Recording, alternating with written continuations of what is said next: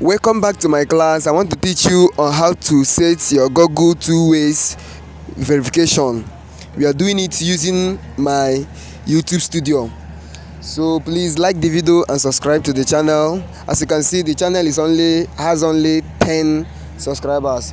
So as you can see, I've clicked on turn on. So what else do I need to do? I need to sign up because it directed me to Opera Mini.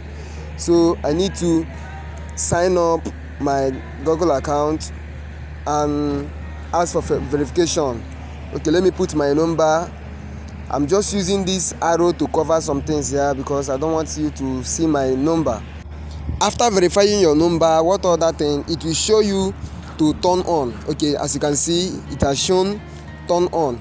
So let me click on it. Okay, after turning it on, I think there is no other thing to press. What you have to do is to go back to your channel and it will be automatically set to the channel. Please like the video, subscribe to our channel for more updates.